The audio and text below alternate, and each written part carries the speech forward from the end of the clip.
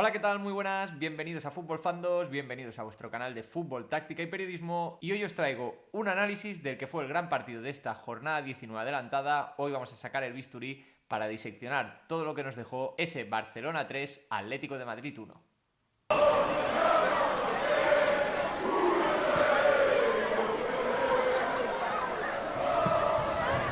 Pues vamos a ir por faena, vamos a empezar con los 11 de los dos equipos, empezando por un Fútbol Club Barcelona que formó con Joan García en portería, un 4-2-3-1 habitual, con Koundé en el lateral diestro, Cubarsí y Gerard Martín, que ya lo venimos viendo en los últimos partidos como central zurdo, Balde en el lateral izquierdo, Eric García formando un doble pivote con Pedri, aunque después explicaremos un poquito cómo fueron los escalones en el centro del campo azulgrana, Olmo en la media punta, Lamine en la derecha, Rafinha en izquierda y Lewandowski en la punta de ataque. Por parte del Atlético Madrid, Oblak en portería, 4 atrás, aunque fueron 5 en muchas ocasiones, con Juliano descolgándose y viniendo a esta posición de carrilero diestro, con Nahuel Molina de falso lateral central derecho, Jiménez, Lenglet y Janko completando la línea defensiva, Barrios y Johnny en el doble pivote, Baena acostado a la izquierda, Nico y Julián arriba, aunque después cambiarían y sería Julián el que vendría a la punta y Nico el que se desplazaría sobre la derecha.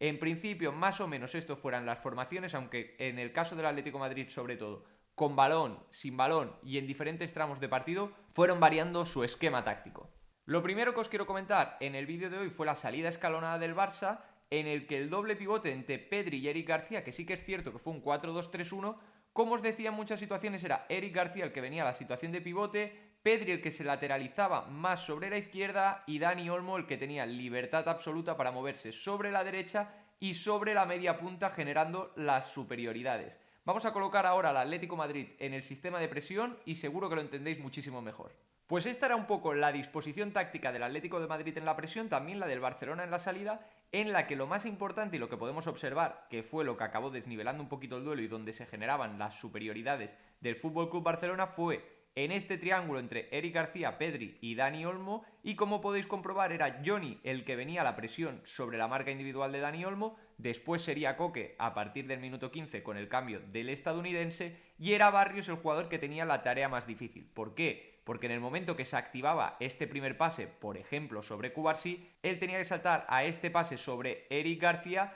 para no dejar recibir con comodidad al de Martorell. ¿Qué es lo que pasaba? Que si el Barça conseguía activarse en cualquier tipo de situación, ya fuera repitiendo con Joan para meter con Pedri, por un mismo giro de Eric García porque Barrios llegaba tarde, porque conseguían activar a Dani Olmo para meter un tercer hombre sobre Pedri, Barrios se quedaba vendido en estas situaciones de presión del Atlético de Madrid. Aún así, en los primeros minutos creo que el Atlético salió muy bien, sobre todo del 0 al 15, y a partir de esta presión consiguió más o menos ahogar la salida de balón del Barça y a los de Hansi Flick les costó encontrar una profundidad que acabó siendo clave para el resultado final. Aquí vemos el principal problema del Atlético de Madrid, que intentaba emparejar, como os comentaba anteriormente, con Baena sobre Koundé, con la doble punta apretando tanto a Cubarsí como a Gerard Martín, con un Juliano que se hundía demasiado y que no lo podemos ver. Os lo voy a enseñar ahora un poquito moviendo la imagen. Veis aquí a Balde aparecer absolutamente solo. De hecho, si muevo la imagen del todo, veis que no aparece ningún jugador a presionar a Alejandro Balde, con lo cual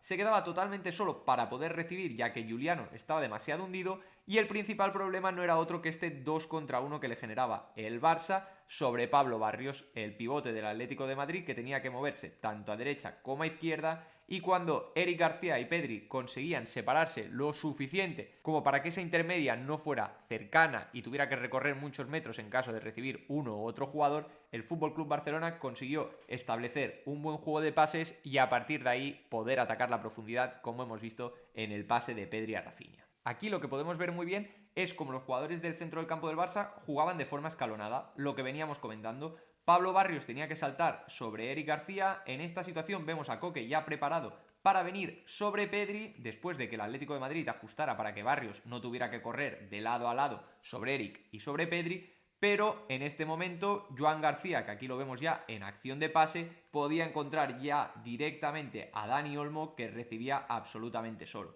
¿Por qué lo hacía? Porque ninguno de los centrales se atrevía a tener la valentía de salir hacia afuera. Si estaba en esta posición intermedia, quien podía saltar también era Janko, pero evidentemente si lo hacía tendría el problema de dejar a Lamine Yamal por detrás. Así que el Barça gestionó muy bien con balón estas situaciones de 3 contra 2. Otro de los aspectos más importantes es que el Atlético de Madrid intentó salir a ahogar la salida del Barça, como decíamos. Era una doble punta de Julián emparejando sobre Gerard Martín, de Nico sobre Cubarsí, lo que estábamos hablando. Dani Olmo se quedaba con Johnny y los de fuera iban sobre los de fuera. Baena con Koundé, Valde con Juliano, y a partir de ahí, ¿dónde se generaba el espacio? Evidentemente en la profundidad. Creo que el Barça le costó algunos minutos aprender a atacar esta profundidad. Creo que fue excesivamente vertical, especialmente en el inicio del encuentro, pero a la que consiguió establecer un pequeño juego de pases, ya no hacía falta que fueran demasiados, sino simplemente combinar por dentro con Eric García, Pedri, Olmo y tener esa pequeña pausa para generar la superioridad, ya encontraban a Rafinha picando a la profundidad y esto le generaba muchísimos problemas al Atlético de Madrid.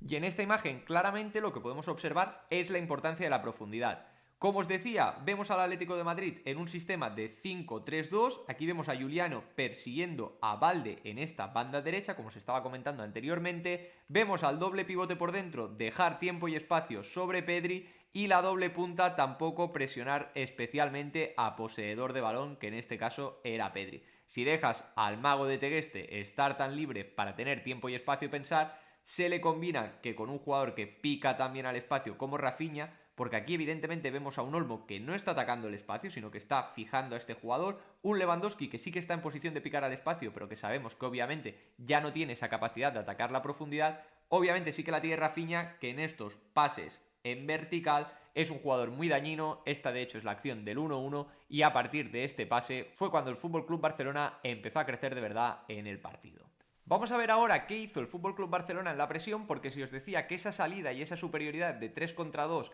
en la zona central del campo y los ataques a la profundidad fueron donde se desniveló el encuentro, creo que esta es la clave de la mejora del Barça de Flick en las últimas semanas. Ya lo llevó a cabo en Stamford Bridge ante el Chelsea y aunque el resultado no fue bueno, ya lo apuntamos en el último análisis que creo que a partir de ahí el Barça tenía bastante margen de crecimiento y que había ajustado para presionar un poco mejor. Vemos ahora aquí un sistema táctico en el que podemos observar un 4-3-3 del FC Barcelona, pero normalmente, como os decía en el vídeo anterior, son Lamine el que va a la zona intermedia, Rafinha el que se queda también aquí en unas intermedias, Lewandowski se retrasa y a partir de estos pases son los extremos los que tienen que venir a presionar, este jugador el que saltaría, Gerard Martín el que vendría afuera y Eric el que vendría a la compensación, incluso llegando en situaciones a Olmo poder cerrar o tanto Pedri para que Lewandowski se quede una de las marcas de los jugadores de dentro. Esto es lo que habíamos venido viendo con Hansi Flick la temporada pasada y en este principio de campaña, pero ahora el técnico germano ha matizado algo su plan.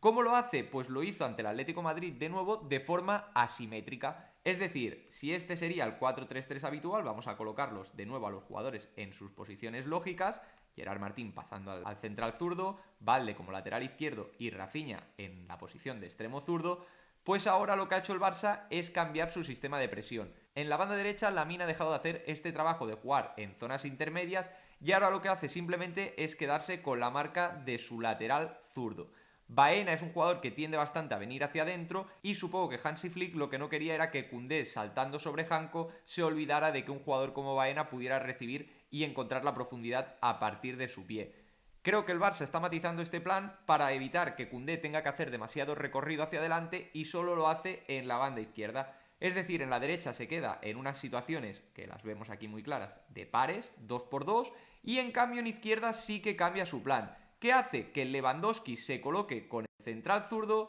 que Rafinha vaya con el central diestro y que Valde esté preparado para saltar sobre Molina. Es el lateral izquierdo el que se queda en zonas intermedias, dejan a Gerard Martín, que de vocación es un lateral zurdo, meterse en la banda izquierda y es Eric García el que se hunde como central. A partir de aquí se queda en un 4-4-2 y el Barça está mejorando bastante en la presión, ya que en estas situaciones de pares no obliga a los laterales a hacer tanto recorrido como antes. Solo se lo hace en un jugador de tanto portento físico como es el caso de Alejandro Valde, pero sabe que siempre que vaya a saltar sobre Nahuel Molina para tapar este pase, va a tener al central zurdo, en este caso Gerard Martín, saltando sobre su marca y generando estas situaciones de 1 contra 1. Os voy a enseñar una imagen en la que lo vamos a apreciar muchísimo mejor, pero creo que esta fue la clave táctica para que el FC Barcelona sufriera muchísimo menos ante el Atlético de Madrid. Y aquí vemos de forma muy clara el cambio en la presión de Hansi Flick para este partido y que ya habíamos visto y apuntábamos ante el Chelsea en Stamford Bridge. Vemos a Robert Lewandowski preparado para saltar sobre el central zurdo. Vemos a Rafinha que se incorpora a la doble punta, una novedad que no teníamos vista en este equipo, directamente para saltar de forma frontal, es muy importante, no se coloca aquí en intermedia para ir hacia adelante o hacia detrás, sino que se coloca de forma absolutamente frontal al central, para saltar de frente y después una línea de 4 en la que Lamine Yamal queda emparejado con el lateral zurdo, en la que es Dani Olmo el que va sobre uno de los pivotes, Pedri sobre el otro y Valde está preparado para saltar hacia adelante en caso de jugar con el lateral diestro. Es la forma de ajustar del Barça de Hansi Flick, no se ve en la imagen, pero Eric García está mucho más retrasado en una línea de 4 y con este 4-4-2 creo que el Barça puede ajustar muchísimo mejor su forma de presionar sin obligar a Jules Koundé a saltar sobre el lateral contrario, dejando solo esta opción para Alejandro Valde en la parte izquierda y creo que de esta forma ajustará mejor las piezas Hansi Flick en los próximos partidos.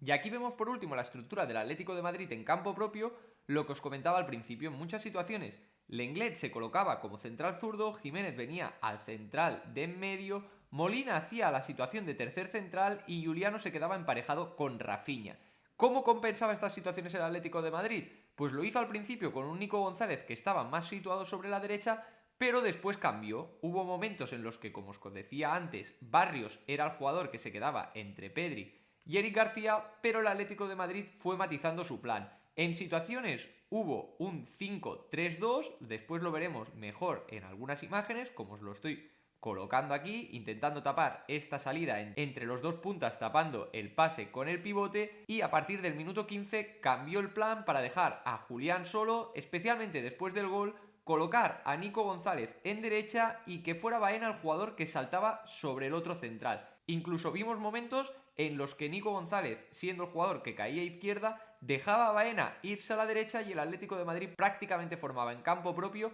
en un 5-4-1. ¿Cuál fue la gran virtud del Barça en este partido? Pues que independientemente del sistema táctico empleado por el Atlético de Madrid para defenderse en bloque bajo, siempre conseguía encontrar este 3x2 en las zonas interiores. Su mejor jugador, o creo que uno de los más determinantes, fue Dani Olmo, porque conseguía con Johnny primero y especialmente con Koke cuando entró en el terreno de juego, identificar los mejores momentos para situarse tanto en este cuadrado, es decir, si esto fuera formado un cuadrado, colocarse en esta situación en banda derecha y en menos ocasiones, pero cuando Pedri decidía venirse también a la derecha para cambiar la base del juego del Barça, situarse en la izquierda para poder combinar también a partir de aquí con Lewandowski y con Rafinha. Como os digo, principalmente fue Pedri el que se situaba en la izquierda y Dani Olmo el que iba al cuadrado interior en la derecha, pero este movimiento del FC Barcelona, especialmente en el 3 contra 2 en el centro del campo, imposibilitó que el Atlético de Madrid se encontrara cómodo en el bloque bajo en cualquiera de sus sistemas tácticos. En esta imagen podemos observar una estructura táctica diferente en lo que hablábamos que fue uno de los cambios del Cholo Simeone. Colocar a Baena en esta posición sobre Cubarsí, recostar a Nico González en la izquierda para que saltara sobre Koundé y dejar por dentro tanto a Pablo Barrios en esta situación sobre Eric García y a Koke en la función de stopper sobre Pedri. Aquí vemos a Juliano muchísimo más cercano de Valde y como podéis observar en esta imagen era un 6x6 en campo propio. ¿Cuál era el problema? Que en el momento en el que Dani Olmo venía a jugar a estas zonas interiores, si Pablo Barrios ya había saltado sobre Eric García y si Koke estaba sobre Pedri, se generaba un espacio a la espalda de los dos pivotes que si ninguno de los dos centrales del Atlético de Madrid, que estaban fijados por Robert Lewandowski, salían a jugar con Dani Olmo, el Barça seguía encontrando ese 3x2 por dentro que, como os vengo comentando, creo que con balón fue lo que desarticuló a la defensa colchonera. Y aquí podemos observar la estructura táctica que os venía diciendo del Atlético de Madrid, con la doble punta con Nico González y Julián Álvarez, con Baena recostado sobre la izquierda, con Johnny Cardoso y con Pablo Barrios formando este triángulo, especie de triángulo, en el centro del campo, en el que si Baena tenía que caer sobre Koundé se le generaba un problema evidente al Atlético de Madrid. O era demasiado pasivo y dejaba jugar, aquí que no se ven en imagen, tanto a Gerard Martín como a Cubarsí. Si los dos puntas, que son los que vemos en imagen, estaban demasiado retrasados, si iban a la presión, entonces Pedri Eric García y Dani Olmo iban a formar un 3 contra 2 contra Pablo Barrios y Johnny Cardoso, después Coque, y ese era uno de los problemas evidentes, tanto en bloque alto como en bloque bajo, de un Atlético de Madrid que le costó, a partir de lo táctico, controlar este 3x2 en las zonas interiores. Y en esta última imagen quiero acabar con uno de los aspectos que he visto más en los medios de comunicación tradicionales. De hecho, se le pregunta a Hansi Flick en la rueda de prensa después del partido por la opción de incorporar a Andreas Christensen, que entró en los últimos minutos por Lamine Yamal, para formar una línea de 5. Revisando el partido, ya me lo pareció en directo, no he visto ninguna acción en la que Andreas Christensen se coloque como quinto central. Es cierto que el Barça acabó con un doble pivote con Eric García y Christensen, que son centrales de vocación, pero como podéis observar en esta imagen, ninguno de ellos, ni muchísimo menos el danés, acabó en línea de 5. El Barça, que acabó jugando con la línea de 4 tradicional, con Koundé, Cubarsí, Gerard Martín y Alejandro Balde en esta posición que estaba un poquito más avanzada, como os voy comentando, que era el jugador que tenía que saltar a la presión, con Dro recostado sobre la derecha, con Marc Casado como media punta y con Marcus Rashford en la banda izquierda. Fue un 4-2-3-1 desde principio hasta el final. Es cierto que en los últimos minutos el Barça no tiró tan alta la línea, pero sí que lo hizo de forma relativamente considerable. De hecho, podéis observar, balón está justo en esta situación en el centro del campo y fijaros dónde está la línea del FC Barcelona. Así que creo que Flick en los últimos minutos no matizó el plan. Estoy absolutamente en contra de lo que se ha dicho en otros análisis. El Barça acabó en un 4-2-3-1, Christensen nunca formó en una defensa de 5, el Barça no se aculó demasiado, intentó tirar la línea lo máximo posible. La diferencia entre este partido y otros es que los azulgranas fueron más contundentes en los duelos defensivos y que el Atlético de Madrid, en las 2 o 3 ocasiones que tuvo, especialmente la de Almada y la de Juliano, no consiguió empatar el partido. Pues esto ha sido todo por hoy, esto es todo lo que deparó este FC Barcelona 3, Atlético de Madrid 1. Si os gustan este tipo de vídeos, ya sabéis lo que tenéis que hacer, darle like como siempre, dejarme un comentario si creéis que fue justo este resultado y si no os queréis perder nada, como siempre, activar la campanita y suscribiros porque se viene muchísimo más análisis táctico aquí en Fútbol Fandos.